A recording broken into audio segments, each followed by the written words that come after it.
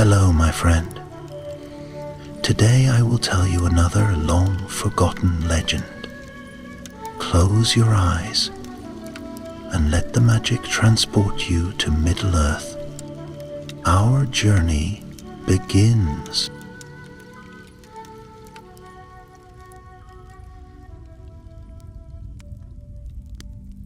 In the gray hours before dawn, when the stars still watched the world with cold, distant eyes, a young ranger moved silently beneath the boughs of the western eaves of the misty mountains.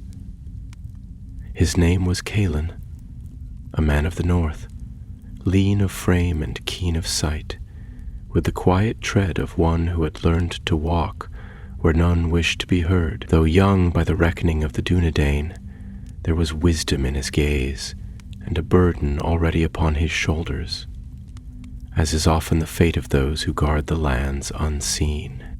The air was sharp with early spring frost, and a thin mist curled through the trees like ghostly fingers. Far below, a river wound its way through the hills like silver glass, but Caelin's eyes were fixed upon the shadowed ridge lines to the east, where he had seen strange signs in the past days.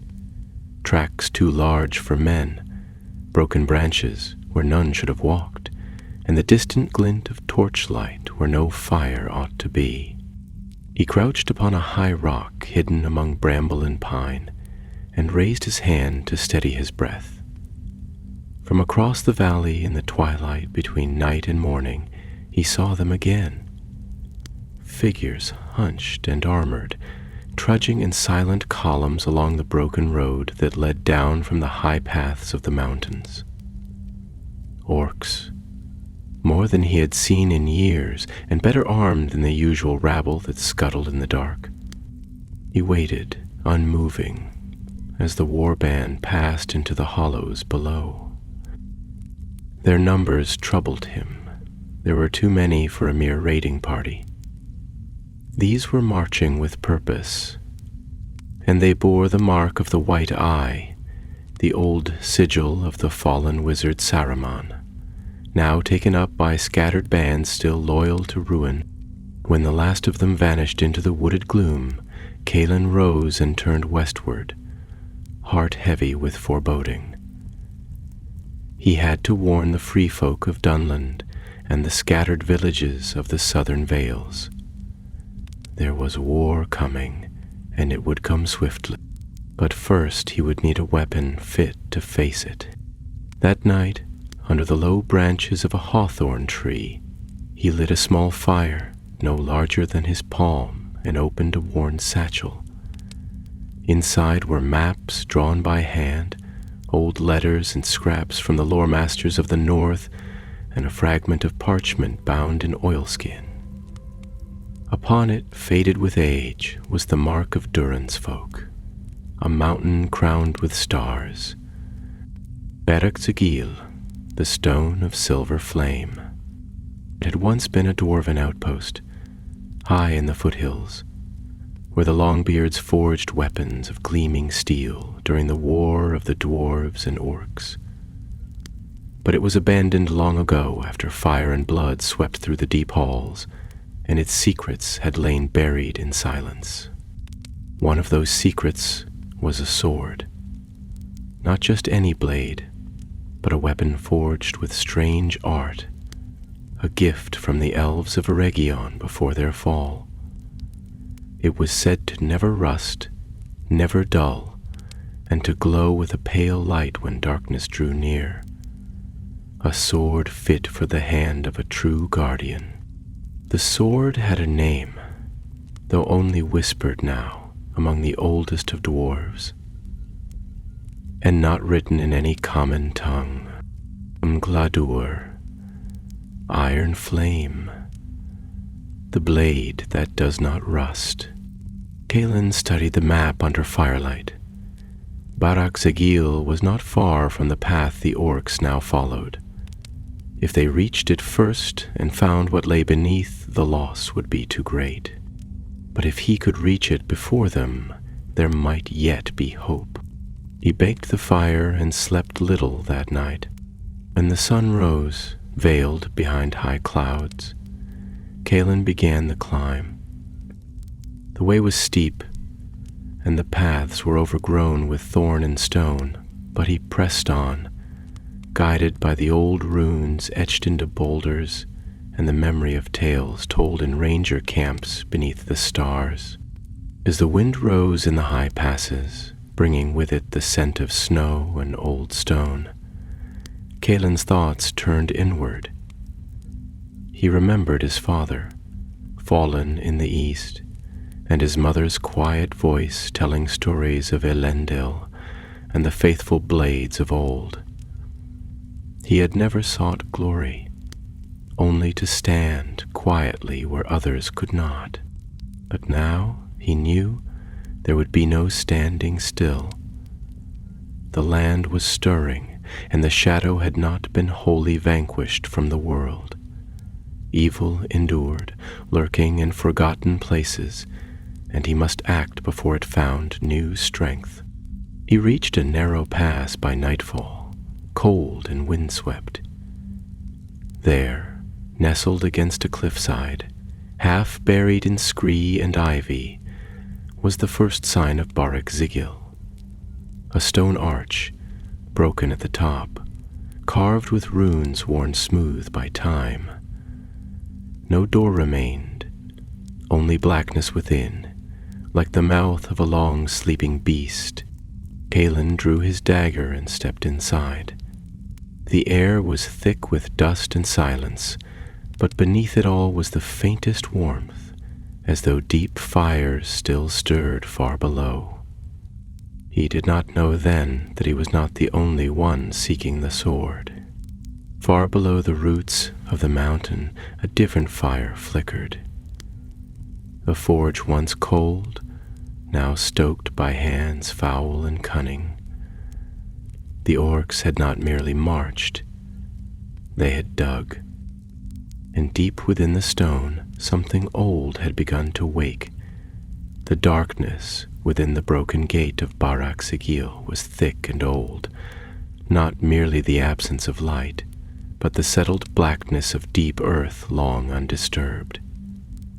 It pressed in close, muffling the scrape of boot upon stone and the soft intake of breath.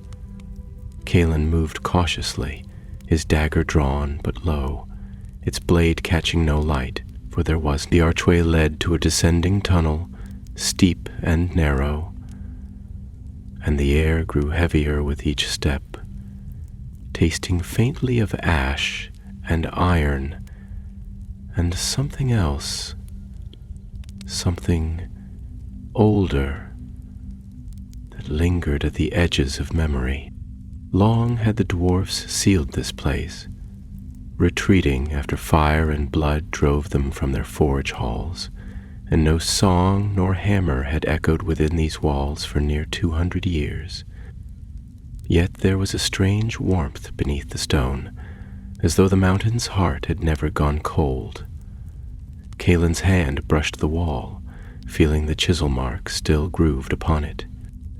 The craft of skilled hands that had worked not merely for function, but for pride and permanence. These were not the careless tunnels of goblins, or the crude dens of orcs. This was dwarven work, and though time had gnawed at its edges, the bones of greatness remained. After some 50 paces, the passage widened into a broad landing, shaped like a half-circle, with stone pillars that rose to meet a vaulted ceiling lost in the dark above. Here Callan paused, and from beneath his cloak he drew forth a small lantern. An heirloom of the north, fitted with shuttered sides and a pale, steady flame enclosed within a crystal globe. He opened the shutter just enough to cast a beam across the stone floor, revealing carvings inlaid with silver and a mosaic long faded by water and time. The lantern light caught upon a dwarvish rune carved deep into the far wall, Zigil Nera, the silver flame. This, then, was the hall of entrance. Beyond it lay the forge chambers and the secret armories of Barak-Zigil, if the old map spoke true. Kalen turned the lantern slowly, scanning the floor for signs of passage, and his heart quickened when he found them. Dust had settled thickly across the stone, but had been disturbed, smeared, scattered, and trodden through by feet larger than any man's. Orcs had been here, and not long ago. He did not curse nor flinch, but stood silent for a time, weighing his course. There was danger ahead without doubt, but also necessity. If the orcs had found the old forge fires and sought to awaken them, they could bring forth arms such as had not been seen since the elder days. Blades and axes wrought with dwarven skill and cruel intent. Worse still, if they uncovered Angladur, the blade of legend, and turned it to their use, then even the strongest holds of the south would fall.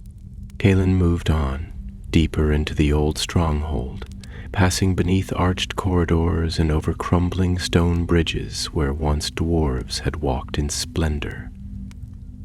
He found remnants of their lives scattered like fallen leaves. Rusted tools, toppled benches, and cold hearths choked with ash. Here and there he saw signs of battle, scorch marks and broken weapons, the grim remains of the last stand made by the folk of Durin before they fled or fell. At length he came upon a great doorway, sealed not with a door of wood or iron, but a curtain of stone that had slid down into place, engraved with a tree of silver, its roots entwined with mountain peaks, and stars above its highest branches. Beneath the tree, written in the angular script of Huzdul, were words worn by time but still legible. Only the flame-born may pass unburned. He stared at the riddle in silence, then stepped back, frowning. This was a guardian, left by the dwarves not merely to bar entry, but to test those who came seeking what lay beyond. He had no flame, nor dwarven blood, and no key save knowledge. He crouched and examined the stone edges, noting faint traces of soot near the base of the wall. Once, fire had been kindled here, deliberately, in a narrow trough carved across the threshold. Taking his tinder and steel, Kalen set about building a small flame, laying dried moss and slivers of pine he had gathered earlier. When the fire caught, it flared low and blue, and as the heat spread along the trench, something stirred above. The stone curtain trembled, and with a grinding groan that echoed through the passage like distant thunder, it began to rise, folding back into the arch above, until the way stood open. Beyond lay a forge chamber vast and strange. The roof arched higher than the tallest trees, and from the walls jutted balconies and work tables, bellows and chains, all wrought of stone and iron. At its heart was a forge pit, black and cold, though veins of glowing red still lingered in its depths, like slumbering fire serpents. Weapons and armor hung upon the walls, most rusted and broken, but their forms spoke of an age when dwarves forged not in haste, but with purpose and pride. Kalen stepped into the chamber, and the air grew warmer. His lantern light fell upon a series of steps leading up to a raised platform at the far end, where an anvil stood upon a block of black granite. Behind it, set into the wall like a tomb, was a narrow recess, and within it gleamed a thing not dulled by time. A blade of silver-white steel, sheathed in a dark scabbard, bound with iron ring. It caught the light and reflected it, not merely with brightness, but with an inner sheen, as though fire and frost warred within the metal.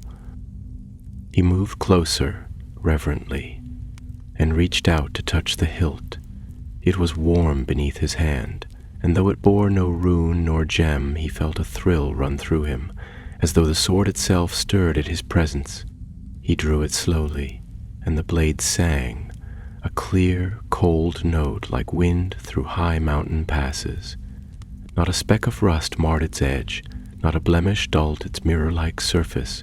Here, at last, was Angladur, the sword that does not rust. But even as he held it, a new sound reached his ears, a scuffling of feet, a low grunt, the hiss of a voice not made for speech. He turned sharply, sword in hand, and raised the lantern. From the shadows below the platform, shapes began to emerge, orc shapes squat and broad, with eyes gleaming like coals. They had been hiding, waiting, guarding, or perhaps merely scavenging. Whatever their purpose, they had seen him now, and their snarls echoed through the forge as they charged. Kaelin raised Angladur, and the blade gleamed white, casting its own light. The orcs recoiled at first, but hunger and cruelty soon overcame their fear. The first lunged with a jagged spear, and Kaelin met it with a swift cut that sheared the weapon in half and laid the creature low. Battle was joined in the deep heart of Barrack Zigil, and the forge fires burned again, fed now by struggle rather than flame.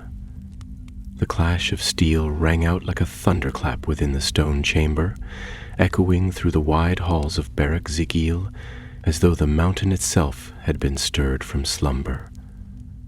Kaelin stood upon the forge platform, the blade of Angladur gleaming in his hand, its edge wet now with the dark blood of orcs. Around him the foul creatures gathered, snarling and howling, brandishing crude blades and spiked clubs, their yellow eyes filled with malice and hunger. These were not the wild rabble of the lowlands, but mountain orcs, broad-shouldered, iron-clad, and bred for war. He had no room to retreat and little hope of slipping away unseen. The only path open to him was through the enemy. With a cry not of fury but of grim resolve, Callan leapt down from the dais and met them head-on. Angladur cut the air with a high whine, slicing through hide and mail with unnatural ease. One orc fell, then another, the sword leaving no blood upon its shining length. The forge light danced upon the blade, and the orcs hesitated, for there was something in that sword they did not understand, a light that was not fire and a strength that was not of mortal forging. Kaelin pressed forward, weaving through their ranks, swift and sure, his cloak torn, his breath loud in his ears. The sword guided him, or so it seemed, drawing him toward the broken arch by which he had come, where stone dust drifted from above, and the shadows thickened with each passing moment. Yet the orcs were many, and though they fell swiftly beneath his hand, their numbers grew, pouring from cracks and side passages, called by the sound of battle and the scent of blood.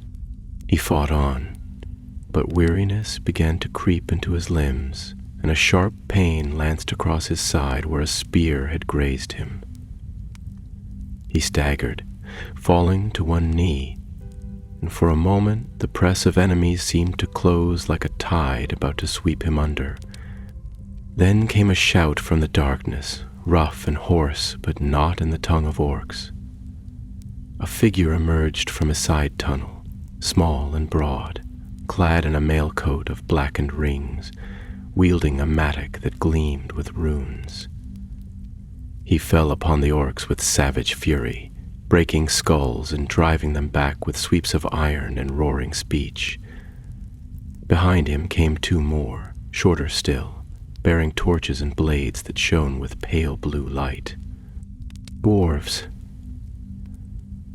warriors of Durin's folk, come from the deep roads, drawn by whispers of orc kind stirring once more, in the long abandoned halls. With their arrival, the tide turned. The orcs, caught between two foes, began to falter. Some turned to flee, squealing and stumbling in their haste, while others stood and died, with curses on their tongues. Calen rose once more and joined the fray, fighting now with companions at his side, and the last of the orcs fell beneath the great forge stairs, blood mingling with soot and oil upon the stones. When at last silence returned, broken only by the labored breathing of the living, the dwarves turned to him, wary and grim. "What business has a ranger of the north in Baragzigil?" the leader asked, his voice deep and rough as gravel. His beard was singed and bound in copper clasps, and his brow bore a silver circlet shaped like a mountain's crown. Calen sheathed Engladur and lowered his hood, though sweat and soot stained his face. "I am Calen of the Dunedain, a watcher of the wildlands, and I came seeking that which must not fall into shadow. The sword I bear was forged in this place, was it not?" The dwarf narrowed his eyes, and for a long moment he said nothing. Then he nodded slowly, as one who recalls a tale long forgotten. "Aye," he said at last, "you bear the flame-forged, the sword that does not rust. Long was it sealed here, hidden away when we fell back from these halls, for it was a gift from the west, born of fire and elven lore. Few now remember its name, and fewer still its resting place. How came you to know of it?" Calen told them then of the orc warband he had seen in the valleys below, of the signs he had followed, and of the map he had found in the records of old. He spoke plainly and swiftly, for there was no time to spare, and as he spoke the faces of the dwarves grew darker. "They seek to awaken the forge fires," said one of the younger dwarves, whose hair was red and eyes keen. "We thought the signs were only the stirrings of goblins, but this is more, much more." The leader nodded. "Their numbers have grown bold of late. We have held the lower tunnels, but they have clawed through from the eastern chasms, and now we see the truth. They seek to make weapons, not just to raid, but to wage war. And they have begun," Calen added. "I saw the signs myself. They are forging blades and armor again, crude but deadly, and had I not come when I did, they might have taken Angladur with them." The dwarves exchanged glances, and the leader's jaw tightened. "Then we must move swiftly and strike before their strength is gathered. I am Gromley, son of Groin, war chief of the Black Hammer Hold. Will you fight beside us, ranger?" Calen met his gaze without flinching. "I will, for I have seen what lies beyond, and if this shadow is not broken here, it will spread beyond the mountains." Though it was agreed, and plans were swiftly made. The dwarves had come by hidden ways, through shafts known only to the old clans, and now Calen would follow them. They would descend into the lower deeps, strike at the heart of the orc forge, and bring ruin to their work before the flame could spread. The path would be perilous, and they could expect no aid, for few in the wider lands even knew that Baragzigil had stirred again. Before they departed, Calen stood once more at the forge where he had found the sword, and looked upon it now with greater understanding. Angladur lay in his hand like a living thing, cool and bright, its edge untouched by the battle already faced. It was no mere blade, but a relic of old alliance, dwarven hammer and elven flame bound together in steel. And now it had returned to the world.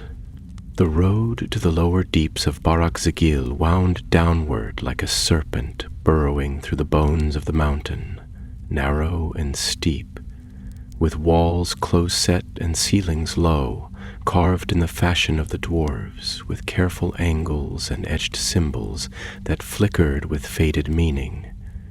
In that dark place, the air was close, bearing the weight of years and the lingering breath of things that had once passed through in silence. The torches borne by Gromley and his kin cast long shadows that danced upon the stone, and the glow of their blades, faintly blue with elven craft, lent an eerie hue to their march. Caelan walked beside them, the sword Angladur slung across his back in a sheath of tough hide that had once belonged to his father.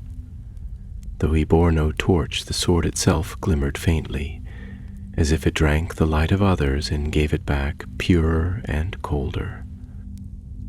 Gromley eyed the weapon with a gaze both wary and wondering, as though uncertain whether to call it gift or omen, but he said nothing. There was a grimness about him now, the kind of weight that settles upon leaders who know they may lead their folk to death before the dawn. The company numbered 7 in all, Gromley and his 2 kin guards, Toric and Nain, stout and stern-armed, with great beards tucked into their belts, Bofli and Durin, younger warriors of strong arm and steady heart, and behind them came old Hadun, a lore-keeper who had not wielded a weapon in many years, but bore with him a staff of stonewood and a pouch of runes etched with ancient script. He had come not to fight, but to see with his own eyes whether the ancient foe had truly kindled the forges again.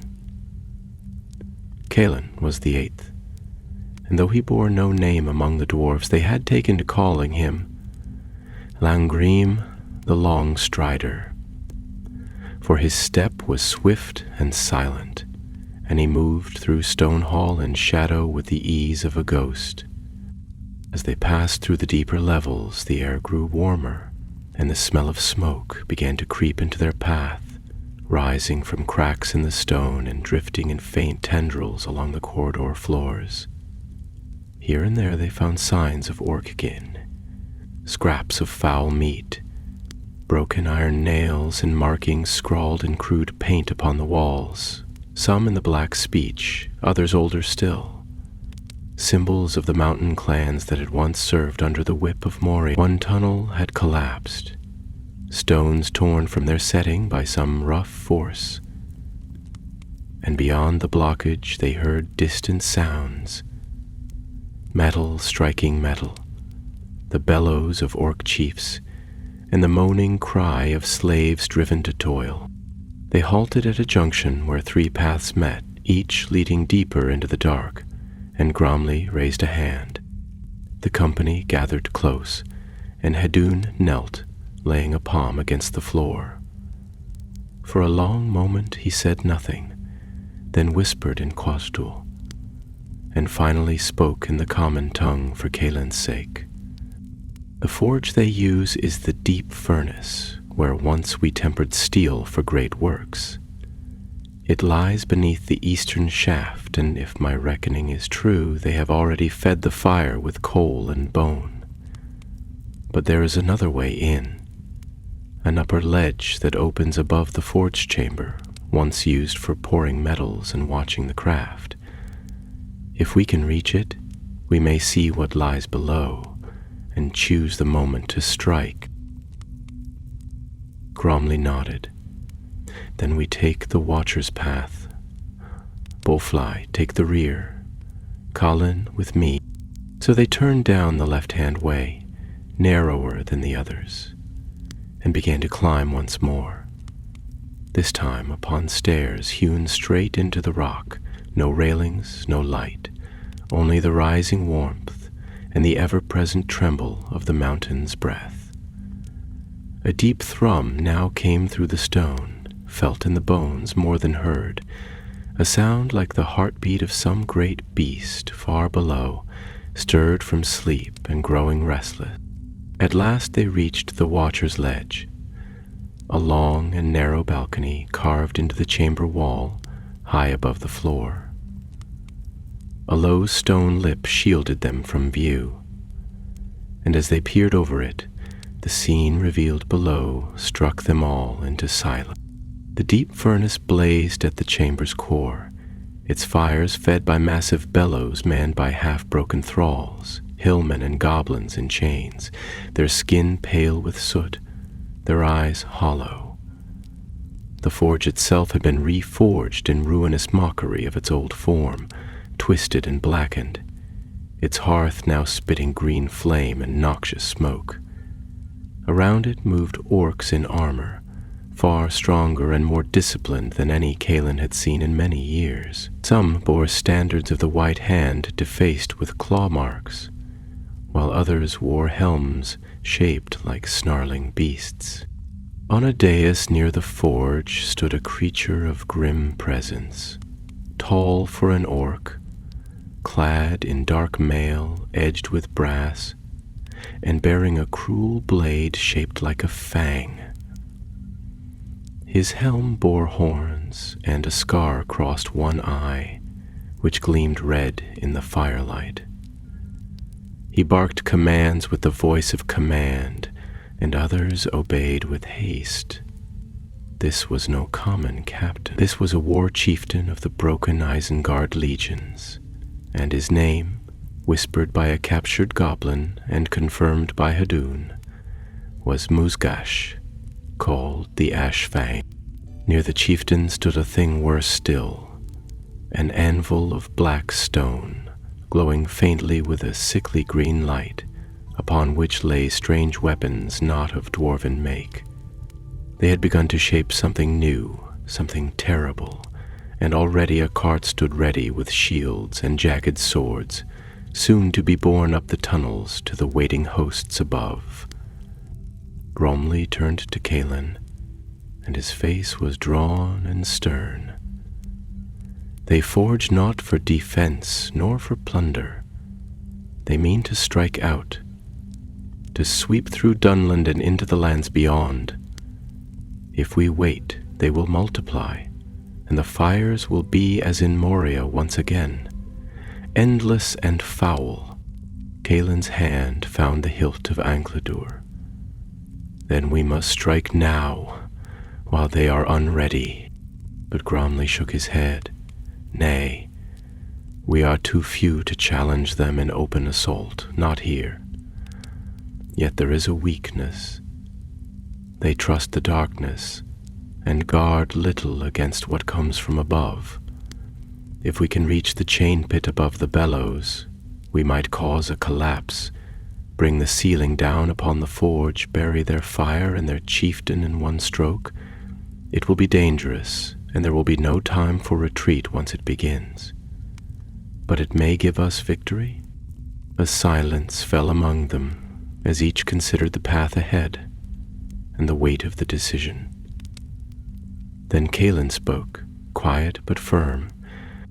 Better to risk death here than let this evil rise unchallenged. I did not come to Barak-Zegil for hope alone, but to keep the darkness from spreading. Let us strike, and may the fire of the sword guide our hand. The dwarves murmured agreement, low and grim, and Gromley gave the word. They would rest for an hour, gather their strength, and at the next change of the forge guard, they would make their move. In that hour, Kalen sat apart, his eyes upon the sword laid across his knees. Angledur shone dimly in the gloom as though aware of what approached, and its edge was sharp as the memory of old battles. He did not speak, but he thought of the lands beyond the mountains, the quiet vales, the simple folk. The peace they never knew was kept by hands such as his, and he thought of his father, who had fallen in the east, and whose sword had passed to him, worn now by age and dulled with youth. But this blade, this flame-born thing, was not dulled. It had waited, patient and silent, for its time to come again, and now that time had come. When the hour had passed, and the forged bell tolled once again in the depths below, its peal long and harsh, echoing through the vaults of stone like the cry of some fell beast.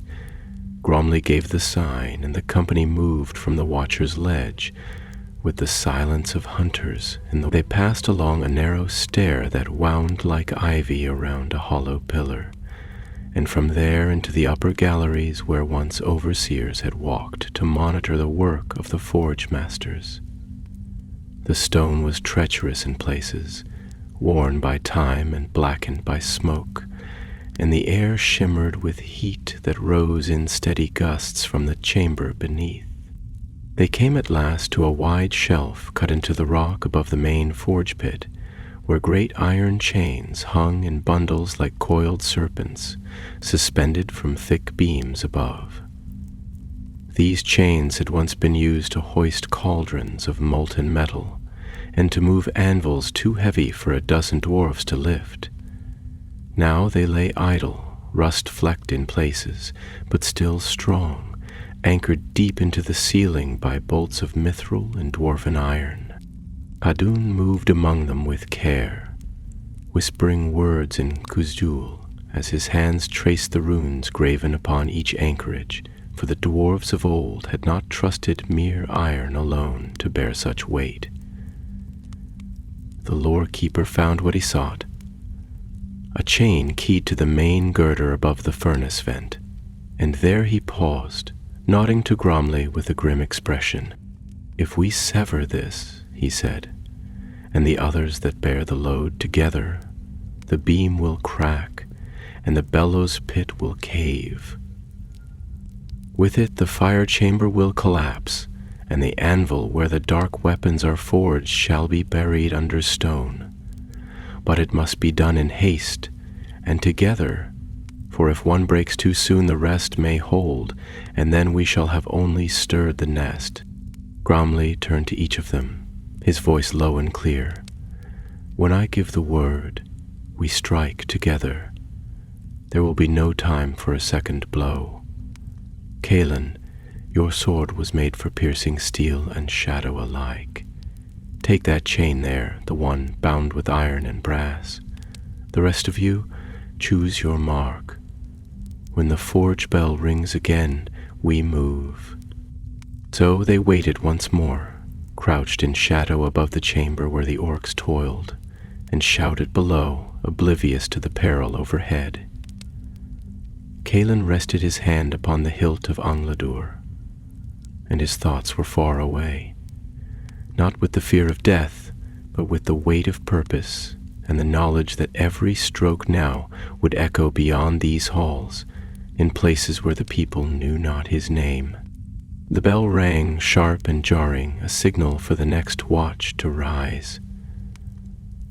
And at once Gromley gave the word.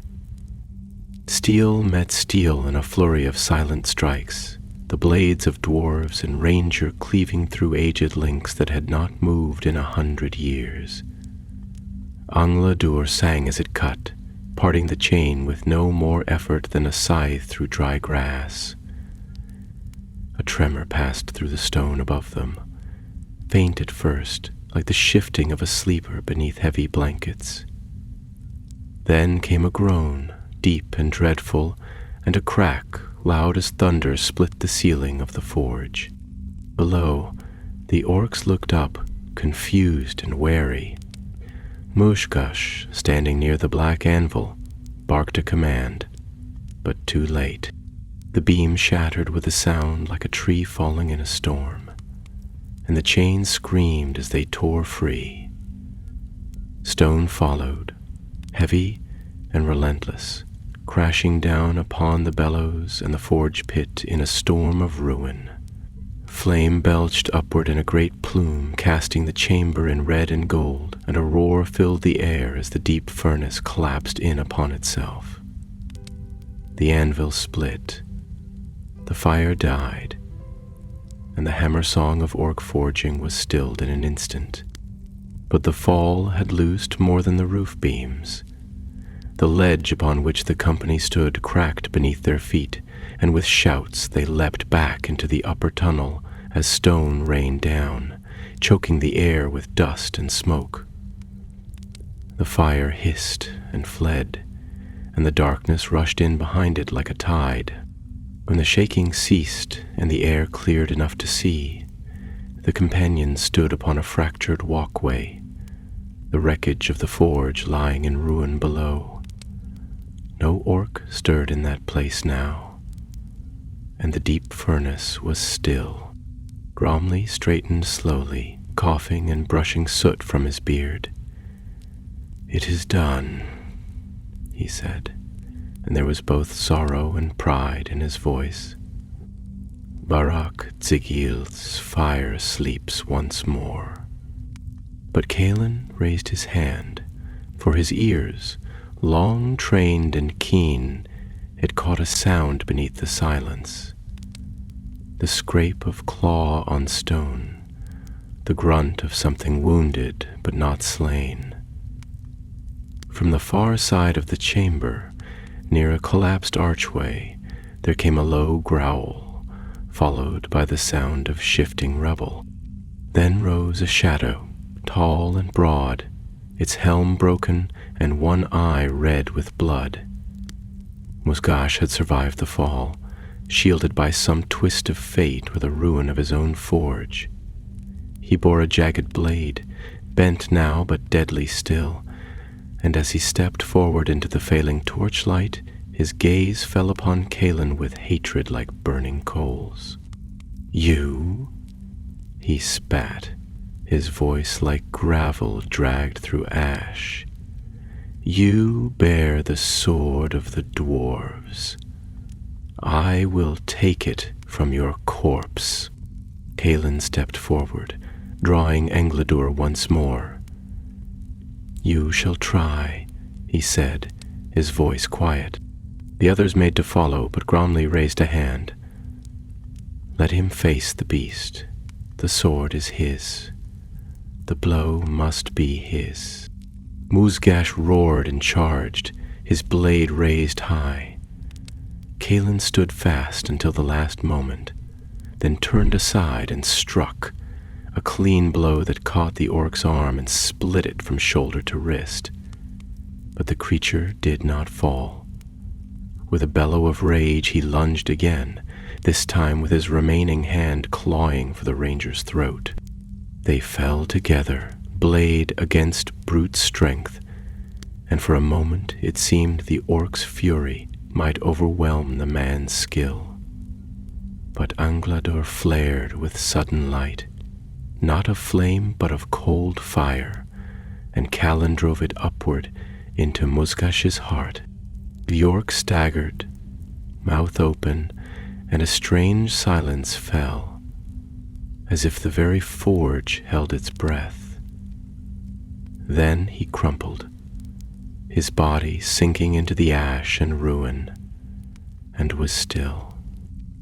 Kalen stood, breathing hard, the sword in his hand shining as though it had never been drawn. Gromley came to him then and bowed his head. "Well struck, Langrim. The chieftain is dead, and the forge undone. You have earned a place in our songs." But Kalen shook his head. "Let the songs be of Barak Zigil, and those who kept its fires from falling to shadow. My name needs no echo." The dwarves murmured assent, and Hadun came last, placing a hand upon the sword. "This blade has woken once more, and it has chosen its bearer. Guard it well, Ranger of the North, for such gifts do not come again." So they turned from the ruined forge and made their way back through the broken halls of Barak Sigil, weary but unafraid, for the fire had been quenched, and though the darkness remained, it no longer burned. It was a grim and silent procession that emerged from the shadowed halls of Barak Sigil into the gray light of morning. The first breath of air upon the mountain's face, though cold and thin, tasted sweeter than wine to those who had trod beneath stone for days and faced the fire that does not forgive.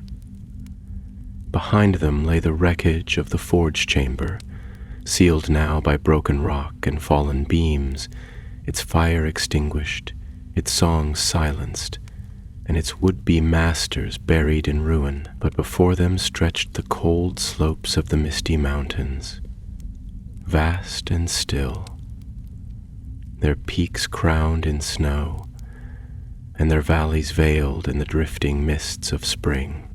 Grumley stood for a time at the threshold, looking back upon the fallen archway. His mail was scorched and torn, his helm dented, and the haft of his mattock cracked where it had turned aside the blade of a foe mightier than most. Yet his stance was unbowed, and in his eyes there was pride, mingled with sorrow. For though the forge was lost to dwarven hands, the shadow that had taken it was broken, and that alone was worthy of remembrance. "We have done what we must," he said, speaking not to any one of them, but to the cold air itself, and perhaps to those who had once lived and labored in the halls beneath. "The fire sleeps, and the stones has returned. Let the stones bear witness, and the wind carry the tale." Callan stood beside him, silent and watchful. He bore no wound of grave note, though bruises and weariness marked him, and the light behind his eyes had taken on a distant cast, as though he had seen something far off, a shadow beyond this one, waiting upon some other path. Anglador hung at his side, sheathed now, and wrapped in a cloth of grey linen. Yet it seemed the air around it remained ever so slightly colder, as though the blade itself still remembered the depths. They descended the slope slowly, for the snow lay in patches among the rocks, and the path was narrow and treacherous in places. The dwarves walked with the surety of their kind, leaning upon their axes or staves, speaking little, for there was much upon their hearts. Bofli had taken a wound to the thigh during their retreat, and Durin bore a burn upon his left arm, yet neither complained, and the pace was kept without fail. They came at length to a hollow of pine and stone, where the remains of an ancient watchpost still clung to the cliffside, its walls broken but its roof mostly intact. Here they made camp, lighting a fire with care and setting watches, though it was unlikely that any creature dared the upper paths so soon after the quake. Callan sat apart upon a flat stone, gazing westward where the sun, veiled in cloud, cast long fingers of light through the mist. His thoughts were not of the road behind, but of what lay ahead. Bromley joined him after some time, bearing a skin of warm mead and a small loaf wrapped in cloth. He offered both in silence, and Callan took them with a nod. For a while neither spoke, but watched the sky change as day yielded to dusk. At last Gromley stirred and said, "You are not like many of your kin, Langram. Most of your kind would have taken the sword and fled south, seeking lords who would reward them with coin or title. But you fought beside us as one of our own, and for that you have the thanks of the House of Groin." Callan smiled faintly, though his eyes did not waver from the horizon. "There are few now who remember the old friendships, but my people do not forget. We have walked long in the shadow and in silence, but our task has always been the same: to stand where others cannot, and to keep the light alive, even if unseen." Gromley nodded, stroking his beard. "It is a lonely road." "It is," Callan said. "But it is mine." He drew forth the sword then, unwrapping it gently, and laid it across his knees. Glaudr gleamed faintly even in the failing light, its edge unblemished, its surface unmarred. There was no inscription upon it, no jewel, no hilt adorned with gold or gem, only a simple blade wrought with flawless care, and the strange light within it that never seemed to fade. "The blade is older than I imagined," Kaelin murmured. "Older than Barak's Segil, perhaps. There's something in it that does not sleep, something that remembers the light of stars, unseen by this world for many ages. Such were the crafts of old," Gromley said softly. "There was a time when elves and dwarves worked side by side, and their hands knew wonder. This blade is a relic of that time. Few remain who could even name the secrets it holds. And yet," Kaelin said, wrapping it once more, "it serves. That is enough." As the fire burned low and the stars came out above the mountains, the company slept in shifts, and the night passed without sound or threat. In the morning they rose, took what food remained, and began the long descent into the foothills. There they parted, for Gromley and his kin would return eastward to the hidden holds of their people, to bear tidings of victory and loss alike, while Kaelin would strike west toward the vales of Dunlin and the lonely paths of the wild. At the parting of ways, Gromley grasped Kaelin's arm in the fashion of warriors. "If ever you come to the halls of the Blackhammer Hold, speak my name, and you shall find welcome. And if ever your path takes you through the north," Kaelin replied, "look for the fire upon the high hills. That will be the watchfires of the Dunedain. We remember our friends." So they went their separate ways, the ranger and the dwarves, bound now by more than battle, their fates intertwined by sword and stone. Kaelin walked alone for many days, keeping to the high ridges and the secret ways that the rangers held, speaking little, moving swift and unseen, for word had to be brought to those who still guarded the south. In time, he came to the borders of Dunland, where the people were wary and the hills harsh, and he passed through without challenge, for none there saw him go. He followed the line of the white mountains in the distance, far off yet ever present, their snow-capped peaks like watchmen of an age-long past. One evening, as the sun sank red behind the hills and the wind carried with it the scent of rain, Kaelin came upon a lone shepherd, an old man with crooked back and sharp eyes. He offered a fire and bread, and in return Kaelin listened to the talk of the land, of raids upon the border, of whispers in the woods, of strange figures seen at night. "They say the old evils are stirring again," the shepherd said, peering into the flames. "Orcs in the hills, wolves that do not fear fire.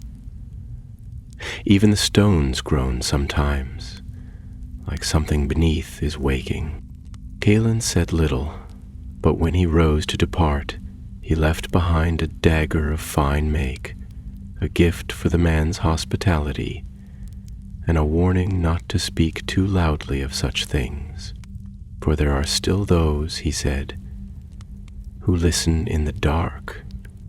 Then he vanished into the night, a shadow among shadows, bearing with him the sword that did not rust, and the memory of a fire put out before it could become a storm. Southward Kaelin wandered, keeping always to the high ridges and forested passes where the feet of few men had trod in recent days, save for hunters, exiles, and the errant sentinels of the free peoples. The weather had turned, and though it was spring in name, the hills still bore the chill of the fading snows, and the trees, half budded with new green, trembled under winds that came down from the northern heights, sharp as blades and laden with the breath of stone and frost. Yet he pressed on, swift and watchful, for he bore tidings that could not wait, and the sword at his side, though hidden beneath his cloak, lent him a gravity that no traveller's garb could conceal. In the days that followed his parting from Gromley and the dwarfs of Barach-Zigil, Caelan crossed the wild lands west of the misty mountains, where the paths grew fainter and the signs of trouble clearer.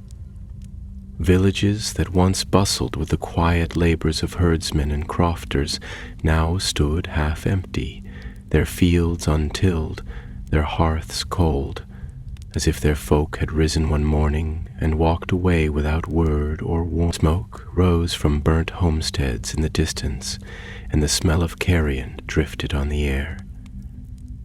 In low hollows, he found the tracks of orc wraiths, boot prints too wide and deep for men, half covered in moss, but recent still.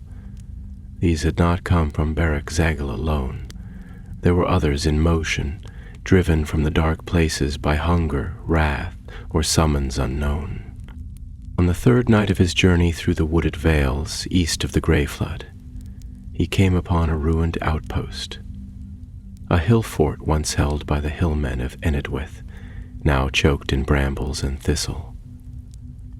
The palisades had been torn down, the gate blackened by fire, and bones were strewn beneath the open sky.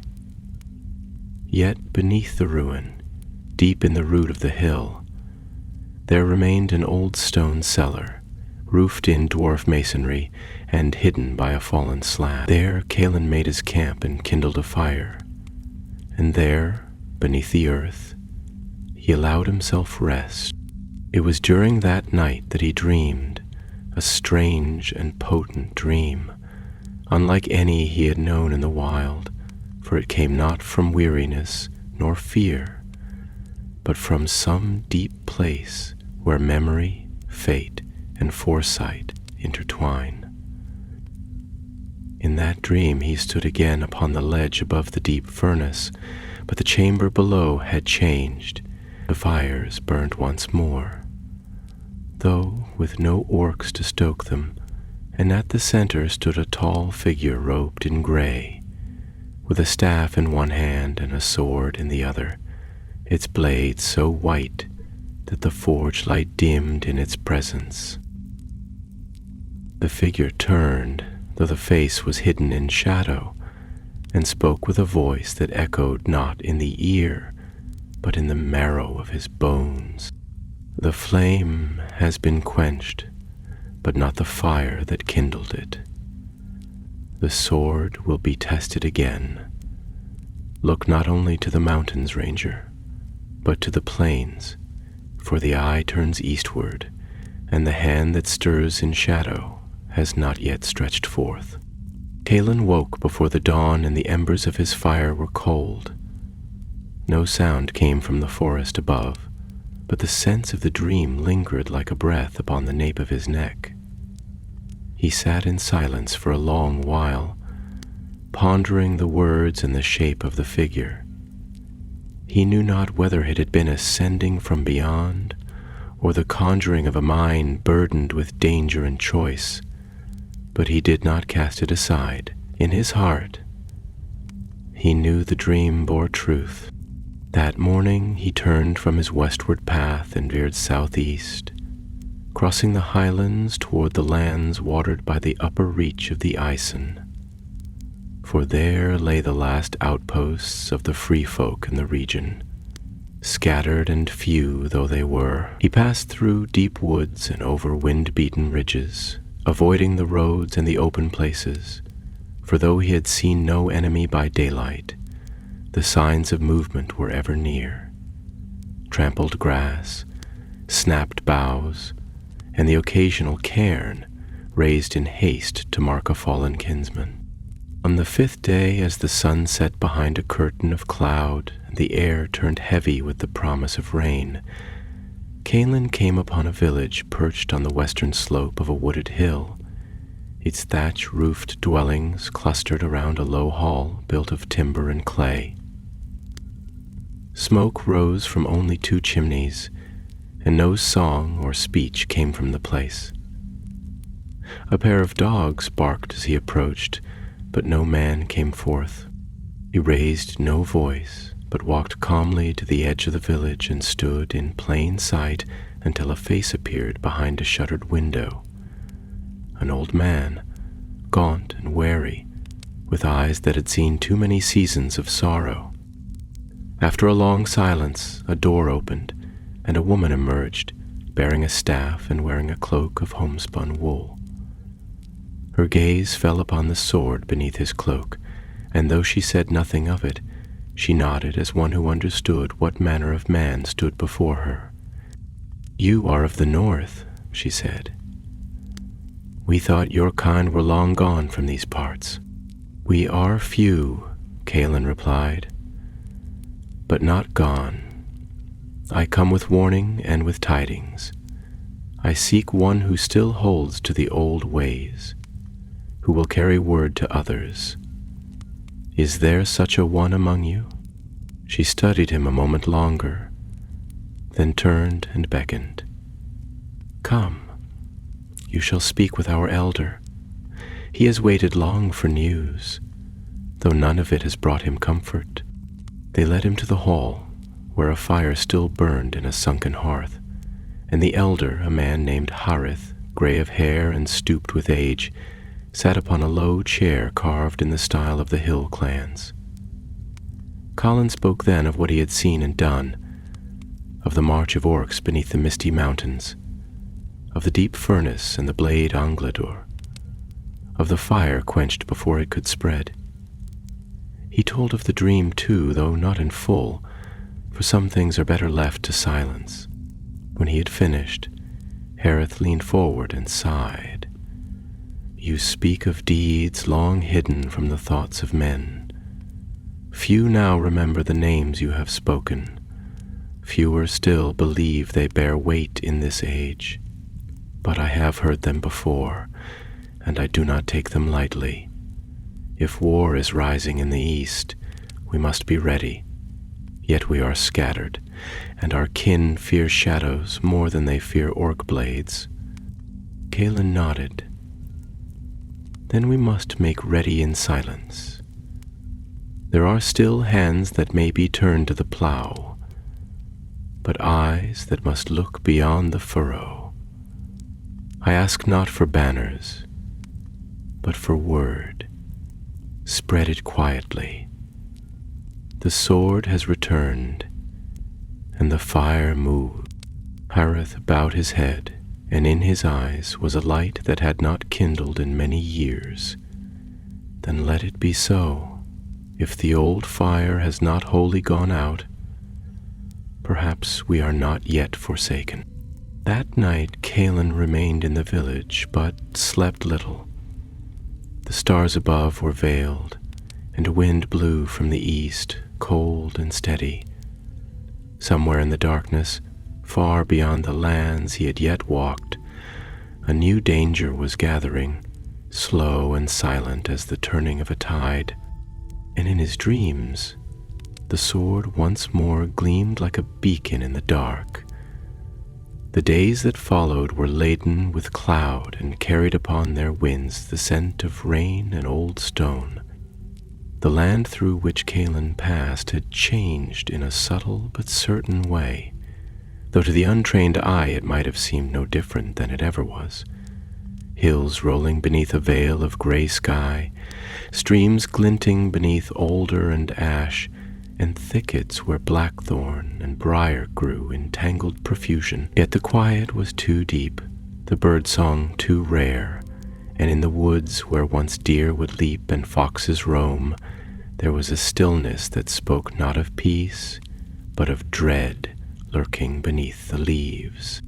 The folk of Dunland, though scattered and long wary of strangers, had not forgotten entirely the old alliances. In hidden hamlets and outlying farms where the ways of the free peoples were still honored in secret, Kaelin found shelter and listening ears. His coming was seldom met with joy, for tidings of war, however early, fall heavy on those whose hands are more used to plow than blade. Yet his words were not dismissed, for he bore the bearing of one who had faced fire and shadow, and the sword at his side, though rarely drawn, seemed to carry with it the hush of deep places and the glint of fate. He spoke not of glory nor of prophecy, for such things had faded from the hearts of men in those parts, but he told plainly what he had seen and done, and what might yet come.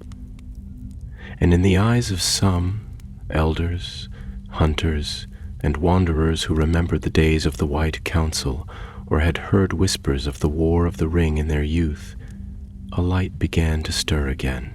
They sent quiet messengers to kin beyond the hills, and fires were kindled upon high places, not great beacons such as once had summoned the armies of Gondor, but small watchfires, lit and quenched before they could be marked, yet visible to those who knew where to look. Thus word began to pass through the scattered southern lands, and though no horn was sounded and no banners unfurled, the free folk began to stir like a long sleeping tree waking in spring. Slowly, cautiously, but with roots that ran deep, Galen's journey took him eastward, across the upper courses of the Isen, and there he entered a land of shadowed vales and steep-sided ravines, known to few and trodden only by those who sought solitude or secrecy. It was a place ill-marked on maps and avoided even by the bold, for tales clung to it of old things buried beneath earth and water, of voices heard on moonless nights, and lights that danced where no fire should burn. There he met with one he had not expected, a woman of the hill clans, tall and fair of face, though sun-browned and clad in skins, who came to him unlooked for as he camped upon the edge of a high glen.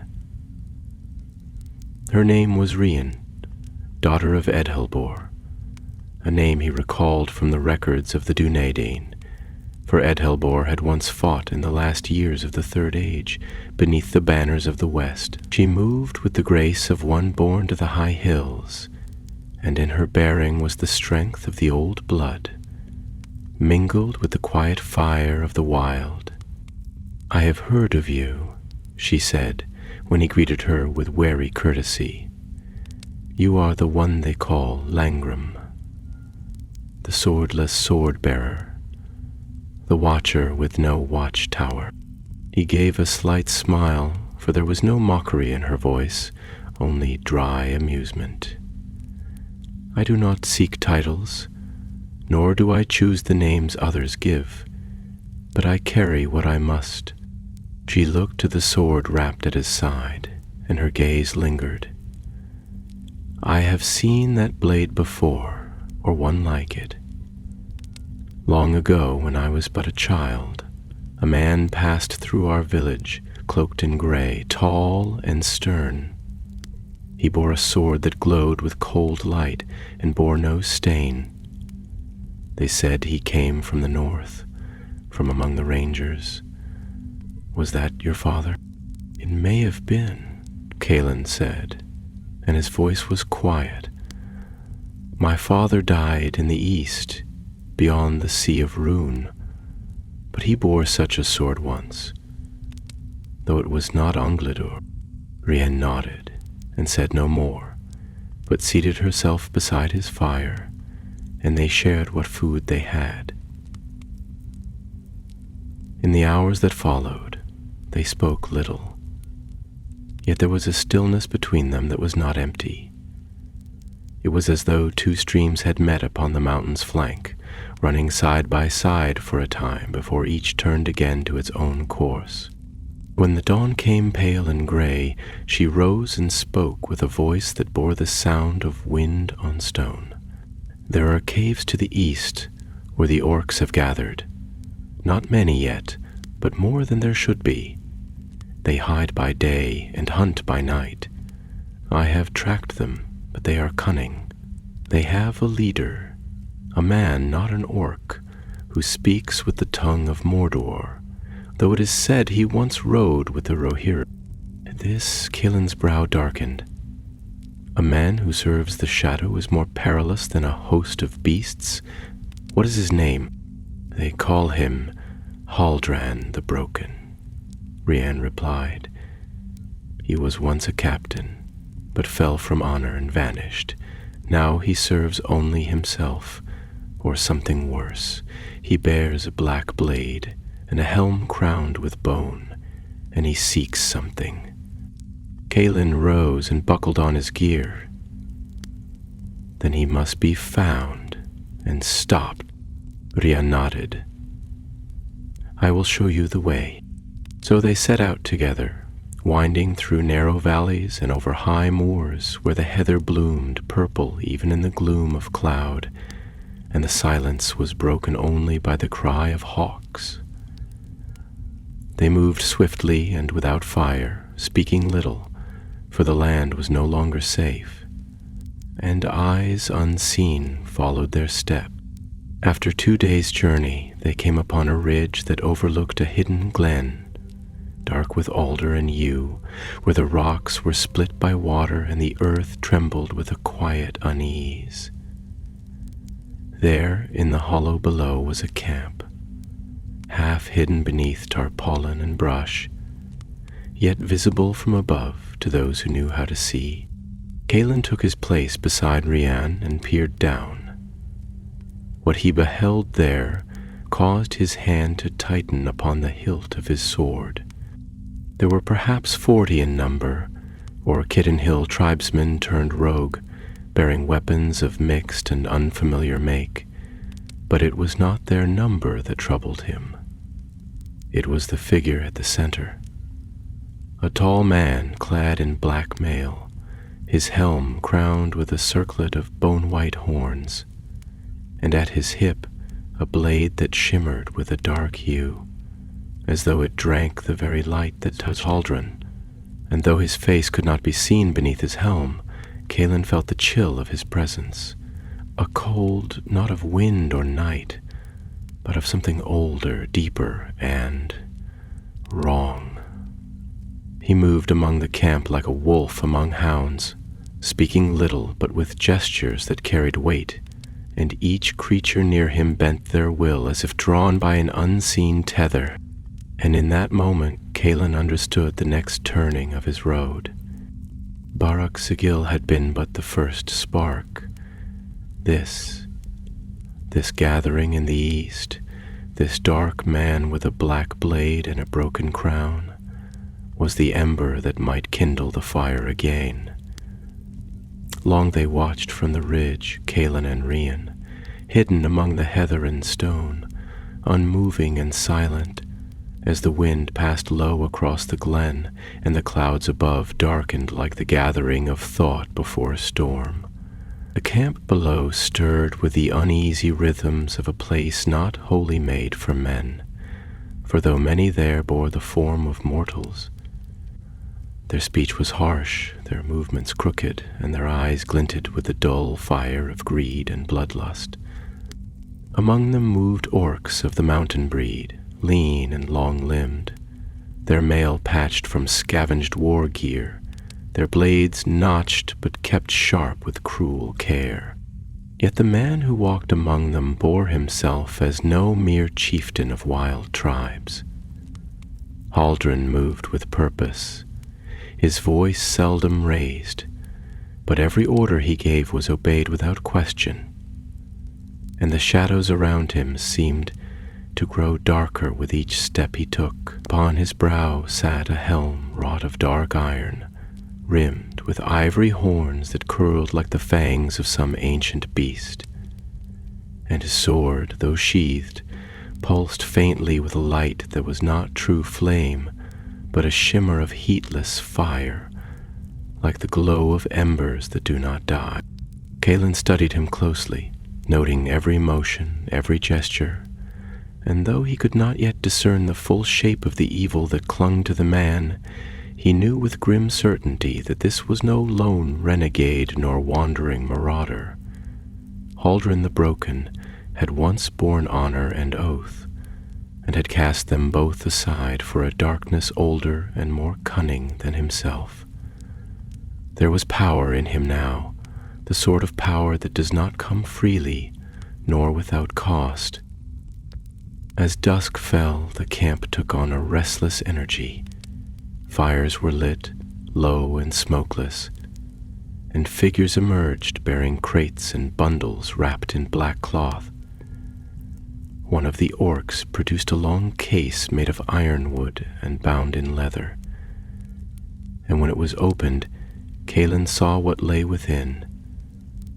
A collection of blades, curved and jagged, forged in a manner unlike any he had seen before. These were not dwarven, nor of any craft of men, but bore the twisted elegance of the East. Weapons meant to wound cruelly and to carry fear beyond the bite. Beside the fire, Haldron stood speaking to two hillmen of dark countenance, their faces marked with symbols daubed in ash and ochre. Rian shifted beside Calen and whispered low, her voice scarcely more than a breath. They are from the eastern hills of Nan Harthon, a clan driven from their lands by war and hunger. They do not care who they serve so long as they are fed and given leave to raid. But this man has given them more. He offers power, vengeance, and the promise of rule when the world is made new. Calen did not answer at once, for his mind was working swiftly, turning over what he had seen and weighing it against what he knew of the lands beyond. That Haldren gathered orcs was troubling enough, but that he had men willing to bind themselves to his cause, and that such weapons were being readied. These were signs of a broader design. There was purpose in this, and behind purpose, command. At length he spoke. This is not the end of a long darkness. It is the beginning of a new one. He does not strike like a raider. He prepares like a warlord. The fires of Barak Zigio were but a herald. If he has aligned himself with remnants of the East, or worse, then we cannot let this army rise unseen. Brienne glanced toward him, her eyes hard beneath the wind-tossed strands of her hair. Then what would you do, Ranger? You are one man, and I am but one woman. We cannot face them in battle. Calen's gaze did not waver from the glen below. No, but we can strike at their heart before they are ready. If Haldren falls, the rest may scatter. To that, she said nothing for a time. The sky grew darker, and the fires below flickered more brightly in the growing gloom. Night came softly to the hills, as if unwilling to disturb the silence that stretched between the two companions. At last she spoke. If we are to do this, we must move swiftly. I know a way into the glen, through the old watercourse. It runs beneath the ridge and comes out near the hollow by the northern end. We could reach the heart of the camp unseen, but once there, you will have but one chance. Colin nodded. Then I shall make it count.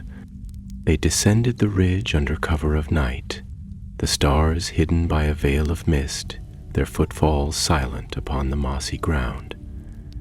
The entrance to the watercourse was little more than a crack in the stone, half hidden by brambles, where once a stream had flowed from the heights above. Now it was dry, but its channel remained, a narrow tunnel worn by time and water, winding through the earth like a serpent's burrow. They passed through it in silence, moving in single file, with Rian leading and Calen close behind. The air within was damp and cold, and their hands touched the rough stone walls as they crept forward, the scent of lichen and old roots heavy around them. At last, after what seemed a league's passage, the tunnel widened, and the pale gleam of firelight flickered ahead. Emerging behind a tangle of rocks and brush, they found themselves at the northern edge of the glen, scarcely 30 paces from the main fire. Most of the camp was asleep or resting, but Haldren stood still at the center, alone now, gazing into the fire as though in thought or in speech with something unseen. His sword was across his knees, and his helm sat beside him. Talon stepped forward. Rien caught his arm. "If you fail, they will not let you fall easily." He looked to her, his voice low and steady. "Then I will not fail."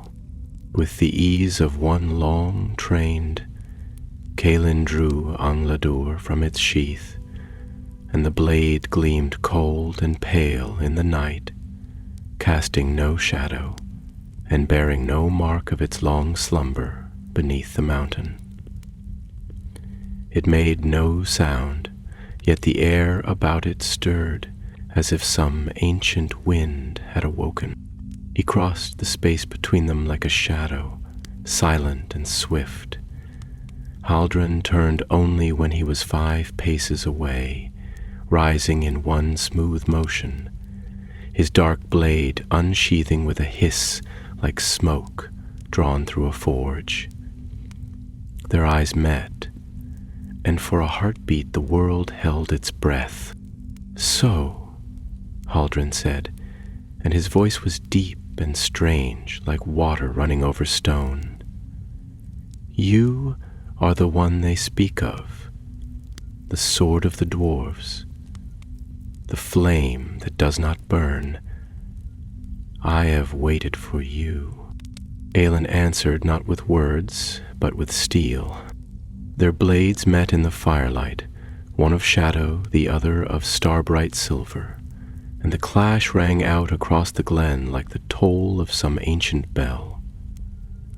The camp stirred in alarm, voices rising, feet scrambling, but none dared to approach, for the air itself had changed, thick with unseen force, and the duel at the fire's heart seemed more than mortal contest.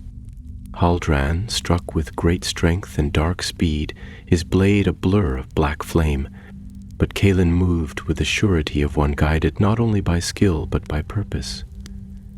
Angladur flashed and turned each blow aside, its light flaring at every touch of steel.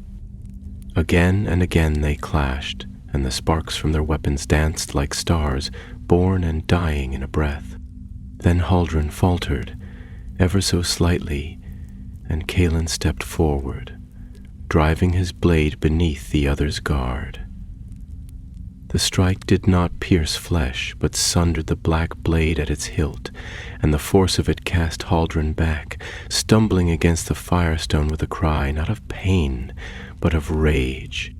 The dark helm fell to the earth. Haldran rose slowly, blood upon his brow, his face twisted with fury. "This is not the end, Northman. The eye turns again. The hand that shaped me has not yet risen, but it shall, and you will know its name." Kalin stood tall, Angladur in his hand. "Then I shall stand against it as I do now." And he struck once more. The blow that Kalin struck did not fall upon empty air, nor did it land with the clean finality of a warrior's triumph, but instead met with resistance that was not of flesh or mail, but of something deeper and darker, as though the very space before Haldren had thickened, veiled in a force that blunted not the sword, but the will of the hand that bore it. The light of Angladur flared white, casting stark shadows across the camp, and the cry that followed was not Haldren's alone, but mingled with a deeper sound, like the groaning of ancient iron beneath the weight of unseen chains. Haldren staggered, his arms flung wide, and a shadow like smoke wreathed his form, coiling about his limbs and shoulders, retreating as if drawn back by an unseen cord. His eyes blazed in the firelight, eyes that once might have held honor, now hollowed by bitterness and filled with the glint of madness. "You are strong," he said, his voice cracked and heavy with strain, "but you are still of the world that was. I have glimpsed what shall come. The kingdoms of stone shall fall, the mountains shall burn, the sons of men will kneel again." Kaelin stood, unmoved, his blade at the ready. "I do not come to barter with ruin, nor will I bear witness to the rising of a second shadow." At that, Haldren laughed, a sound devoid of joy, jagged as broken glass. He cast his broken sword aside and raised both hands to the sky, fingers spread like talons. "Then you shall die beneath it." From the ring of startled orcs and hillmen around them, a cry went up, confused and fearful, for a strange wind had begun to stir in the glen, though no cloud moved above, and the stars remained veiled. The fire in the center leapt high, as if caught by a sudden gust, and the earth itself trembled beneath their feet. Somewhere far off a horn sounded, long and low, not of this glen, but echoing from the hills, as though called from the earth's deep marrow. Rhiad, hidden in the rocks behind, sprang forward, her bow in hand and an arrow notched. With swift aim she loosed a shaft that struck Haldren in the shoulder, breaking his cry and driving him back a pace. Yet he did not fall, nor did the wind cease, for something had been called, and the call was not yet answered. Kaelin seized the moment, pressing forward with Anglador raised high, and the blade glowed bright as moonlight on snow. With a cry he struck once more, and this time there was no shield of shadow, no whispered barrier to catch the stroke. The sword drove clean through Haldoran's breast, and the light of it burst forth in all directions. Haldren's scream echoed through the hills, not as a man's death cry, but as a tearing, rending thing, as though something within him were being unbound. The shadow that clung to him tore free, rising like smoke into the air, twisting and writhing as if in pain. For a moment it hung above the glen, formless yet terrible, and voices seemed to whisper in tongues long lost, words of fire, of hunger, of dominion. Then the light of Anglador flared again, and the shadow fled, dissipating into the night like mist before the morning sun. Haldren fell to his knees, the fire gone from his eyes and blood upon his lips. He looked up at Kaelin, not with hatred, but with something like sorrow, regret unspoken, and now too late. "I had such dreams," he whispered, and then he was still. Silence fell upon the glen, deep and utter. The orcs, leaderless and afraid, shrank back into the darkness, their courage broken. The hillmen, stunned and uncertain, cast down their arms and fled into the night, vanishing into the woods without sound or farewell. Only Kaelin and Rien remained by the fire, and the sword that does not rust stood bright in the hush. Rien came to him swiftly and placed a hand upon his arm. "It is done," she said, and her voice was low, for though the battle was over, the air still felt heavy with the memory of what had passed. "The fire he sought to kindle has been drowned in its first spark." Kaelin said nothing for a long while, but gazed down at the fallen form of Haldron, once a captain, once a man of honor, now a husk cast down by his own choosing. He sheathed Ungladur at last, the light of it fading, and turned his eyes to the sky, where at last the clouds had begun to part. A single star shone above the hills, pale and unwavering. They made no camp that night, but walked beneath the star's light until they came to a high rock where they could see the valley spread before them. There they sat, and Calin told Rian all that had led him from the halls of Bereg-Zigil to that glen. Of the dwarves who fought beneath the earth, of the fire that had been quenched, and the warning carried in his dream. Rian listened in silence, and when he had finished, she said only, "The fire moves still, even now. It seeks another hearth." And so they remained in thought until the dawn broke.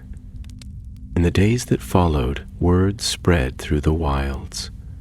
Wanderers and watchers, hunters and hill folk began to speak of a battle fought in the hills, and of a man with a sword of silver light who stood against the darkness.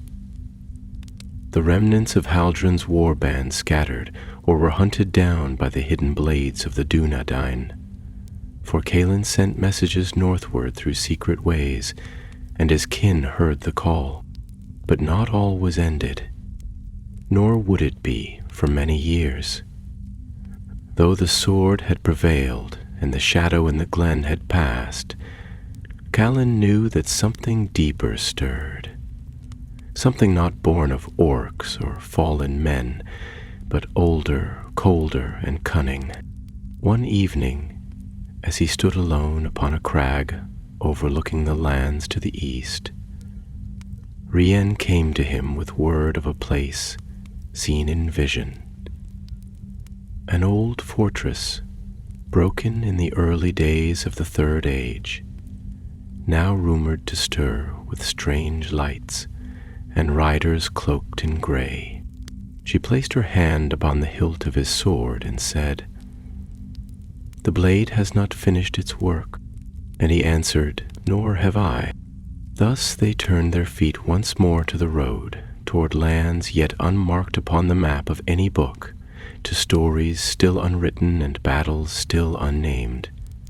And Ungladur, the sword that does not rust, gleamed anew in the gathering dusk, though the days that followed the fall of Haldren were clear and calm, and the skies above Dunland shone with a pale light like that of early summer. There was no true peace in the air, nor in the hearts of those who moved beneath the sun. For though the gathering at the glen had been scattered and its master cast down, Calin and Rian knew well, as those who have long walked the hidden roads of the world must always know, that evil seldom dies in a single night, nor does shadow retreat wholly when its first hand is severed. Rather it draws back into the hollows and darkened halls beneath the hills, nursing its wrath and waiting for the hour when the world forgets its shape. They made no haste in their travel, yet neither did they linger, for both were moved by a restlessness that had no name, a sense that something unseen now followed in their wake, not in pursuit, but in watching, like the eye of a falcon high above the plain that sees without striking, biding its time until the prey stumbles. Their road led them southeast, into the borderlands where the foothills of the misty mountains meet the high downs of Enedwaith, a land of heather and wind, where ruins of elder days lie half buried in the earth, and shepherds speak in hushed tones of stones that move when no wind stirs. Few dwell in those parts now, and fewer still who keep the old tongues. But Calin and Rian found signs of ancient settlement, carved stones worn smooth by rain, broken wells long dry, and mounds that no plow has turned in 1,000 years. One night they came to the edge of such a place, where a ring of fallen stones stood upon a rise. and at its center yawned a stair of dark granite that led down into the earth. They made camp nearby, for the wind was cold and the ground dry, and Riad, ever drawn to things half buried, sat beside the stair and ran her fingers across the worn carvings. "These marks," she said at length, "are older than the tongue of Rohan, and older still than the writings of Arnor. I do not know their meaning, but I feel them as one feels the chill of a place where the sun does not touch." Kaelin joined her, kneeling to trace the lines with his own hand, and though he could read no word, a faint memory stirred in him, as though somewhere in the long echoing halls of his people's lore he had once heard of such places. Tombs not of kings or warriors, but of oaths, built in silence when the world was young. He said nothing then, but rose and stood watch until the stars emerged. The next day they descended the stair. The passage was narrow and steep, its air stale and dry, as though sealed long against the outer wind.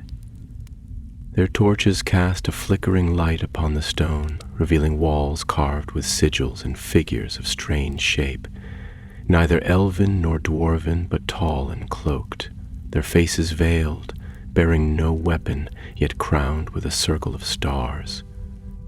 At the end of the stair they came to a great stone door, round and seamless, save for a single hand-shaped hollow at its heart. Rian reached toward it, but Kaelin stayed her hand. "Not all doors are meant to open," he said, "and some should never be opened twice." She lowered her hand slowly, and in the silence that followed they felt it. A hum within the stone, like the deep breathing of a thing asleep but dreaming. They turned back without word and did not speak of the door again, though both felt it would not be the last time they passed that way.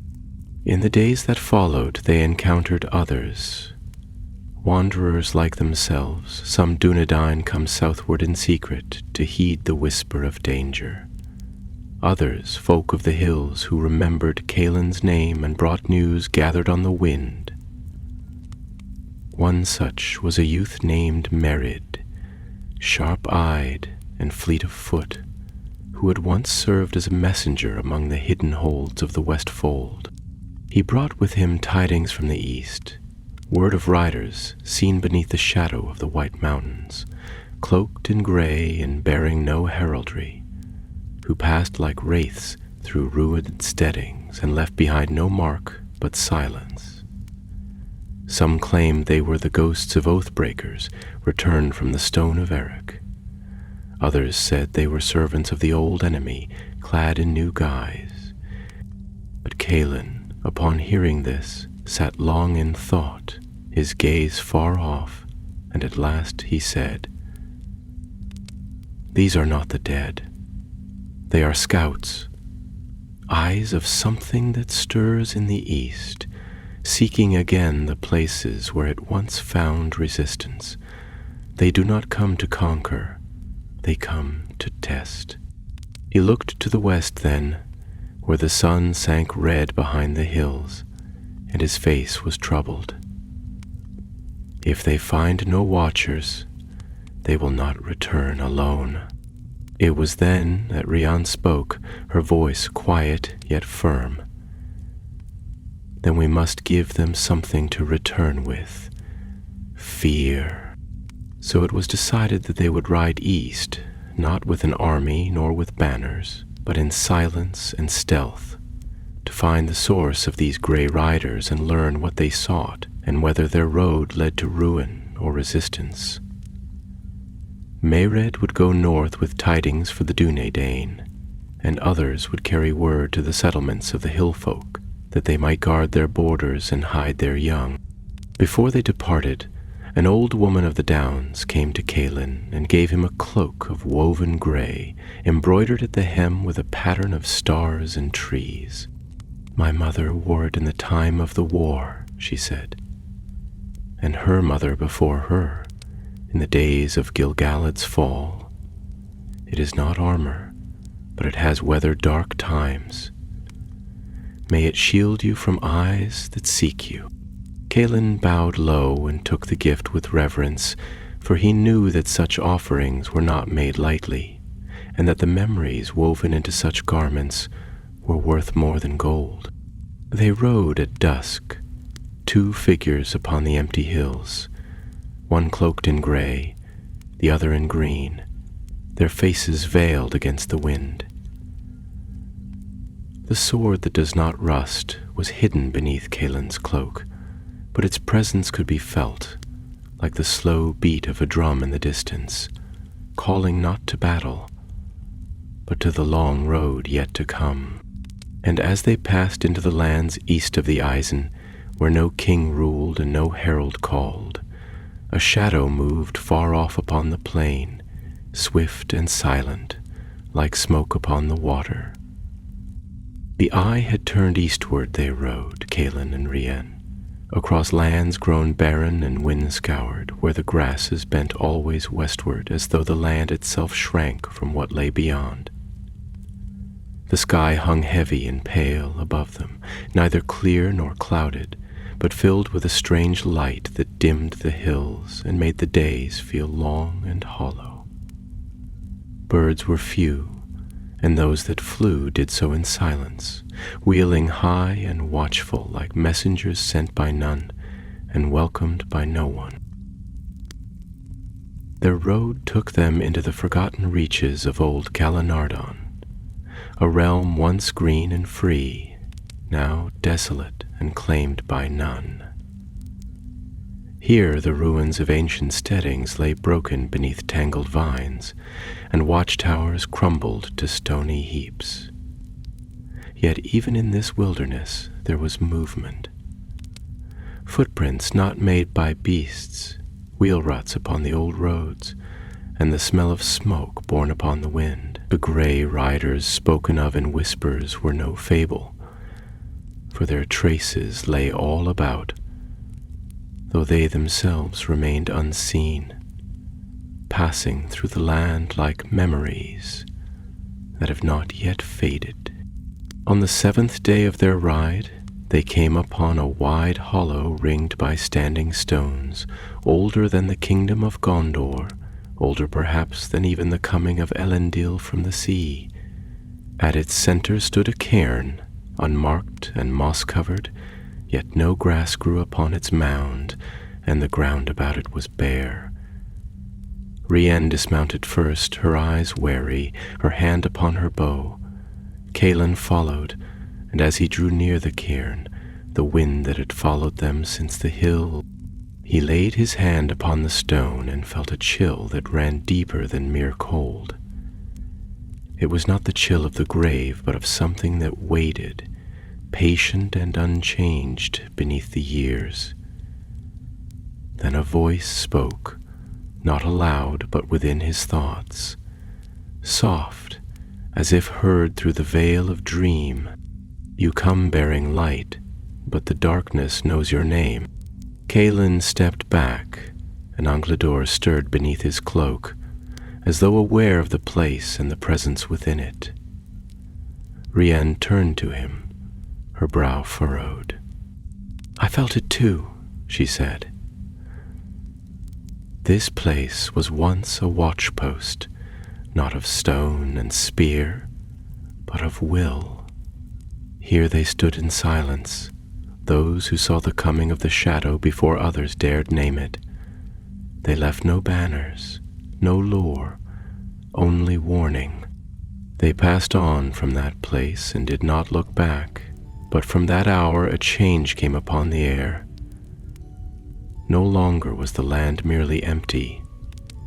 It had become a threshold, and beyond it, though the sky was still pale and the wind low, the light grew strange, as though they rode beneath a veil too thin to be seen, but heavy with the weight of things unseen.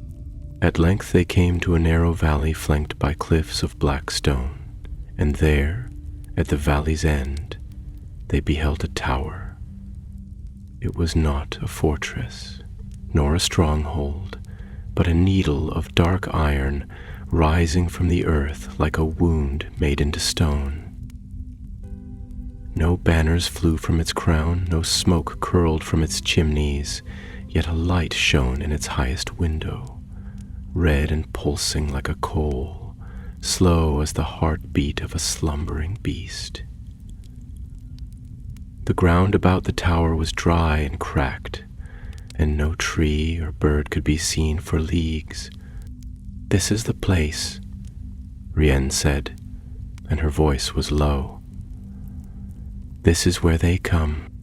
Indeed, from the base of the tower a road ran like a scar across the land, well trodden and marked with strange carvings, the symbols not of orcs nor of any known tongue, but of jagged lines that hurt the eye to behold.